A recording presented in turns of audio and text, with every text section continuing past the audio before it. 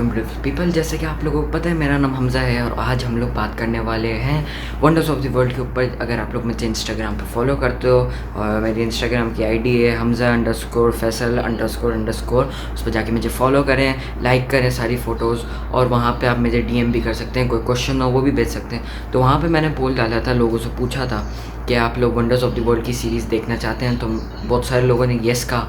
तो मैं wonders of the world का शुरू कर रहा हूँ।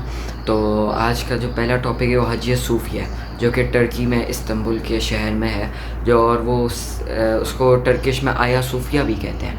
और वो बाजेंटाइन एम्पायर में बनाया गया था, क्योंकि टर्किश पहले बाजेंटाइन एम्पायर था, तो उसमें बनाया गया था ये 6th सेंचुरी में, वो भी क्रिश्चियन के हाथों। और इसके बाद मुस्लिमों ने उसको फ़तह करवाया था और वो मस्जिद में बन गया था, मगर एज अ चर्च बनाया गया था। और वो बहुत फेमस बिल्डिंग है, वो बाजेंटाइन एम्पायर का बहुत फेमस स्ट्रक्चर रहा था, और साथ ही साथ वो अभी दुनिया का बहुत मशहूर स्ट्रक्चर है और वो अभी तक खड़ा हुआ है, बहुत पुराना हो गया है। तो हाजिया सूफिया जो है बहुत कम टाइम में बनाया गया था, 6 साल लगे थे उसको बनाने में।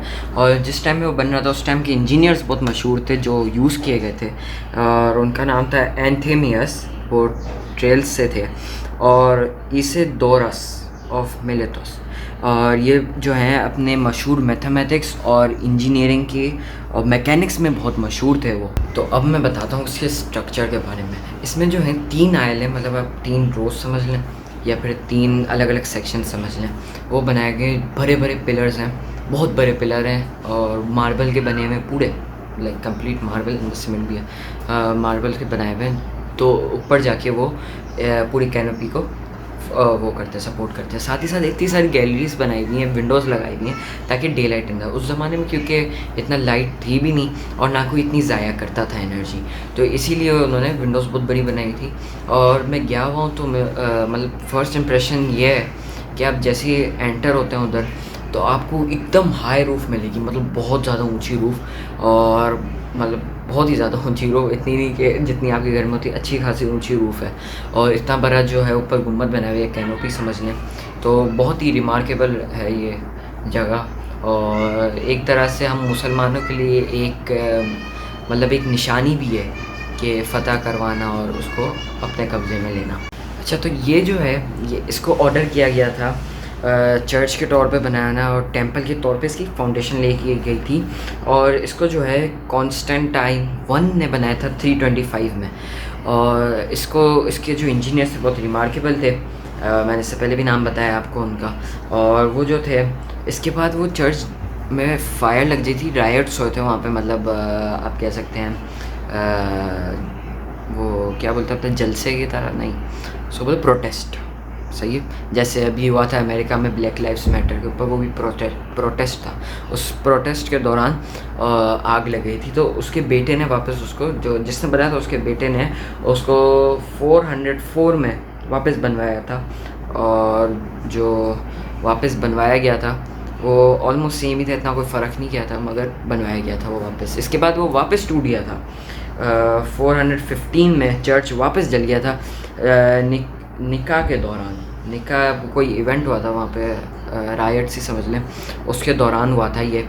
और वो वापस 532 जनवरी 532 में वापस वो डैमेज हो गया था, जिसके बाद वापस उसको बनवाया गया था, मतलब वापस, मतलब 2 दफ़ा वो टूट के 2 दफ़ा बन चुका।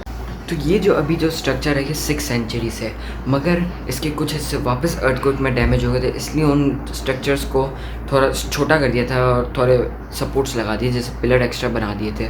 और इसके बाद वो 2 दफ़ा ऐसी अर्थक्वेक से हो चुका है। इसके बाद से अब तक जो है 14th सेंचुरी से लेके अब तक वो वही का वही है, कोई चेंजेस नहीं की गई, बस थोड़े से जो पार्ट्स गिरे थे उनके वापस रीबिल्ट हुए हैं, रिफॉर्मिश्ड हुए हैं। तो जब टर्की की वहाँ पे कॉन्क्वेस्ट हुई थी, तो वहाँ के जो प्रेसिडेंट थे उन्होंने उसमें कुछ चीज़ें लगाई, जैसे कि जो उनकी चर्च की साइन थी उनको सीधा कर दिया या चेंज कर दिया था, और 2 मीनारात खड़े कर दिए थे उन्होंने, बहुत बड़े बड़े, कि दूर से भी लोग देखेंगे हाँ ये मस्जिद बन गई है अब। और इसको फिर 1934 में जब तुर्किश प्रेसिडेंट केमाल अतातुर्क आए, तो उन्होंने उसको म्यूज़ियम में बना लिया था। और इसको वो समझे कि इसकी जो मोज़ैक्स, जो ज़मीन पे डिज़ाइन आर्ट मार्बल्स की जो की हुई हैं, और जो डेकोरेशन है वो एक आर्ट पीस है और उसको प्रिजर्व करके रखना चाहिए, तो वो म्यूज़ियम में बदल गया था। तो इसमें जो है और मक्का की तरफ डायरेक्शन भी चेंज की गई थी, इसकी थोड़ी बहुत डिज़ाइनिंग चेंज करनी पड़ी थी उनको, ताकि वो मक्का की तरफ हो जाए। मिंबर बनाया गया था, अच्छा बनाया गया था बहुत, और मस्जिद के हिसाब से उसको सूटेबल कर दिया था। तो इसके बाद जो है वो यूनेस्को की प्रॉपर्टी हो गई थी, क्योंकि वो हिस्टोरिक साइट थी तो यूनेस्को ने ले लिया था। मगर वो आई गेस 2 साल पहले, 1-2 साल पहले उसकी ट्रीटी ख़त्म हो गई थी। इसके बाद वो वापस मस्जिद में और फुली फंक्शनेबल है, वापस मस्जिद है। और ये एक बहुत ही रिमार्केबल जगह है। आई होप आपको ये वीडियो अच्छी लगी। जब तक के लिए लाइक करें, सब्सक्राइब करें और बेल आइकन को ज़रूर दबाएं। जब तक के लिए अल्लाह हाफ़िज़।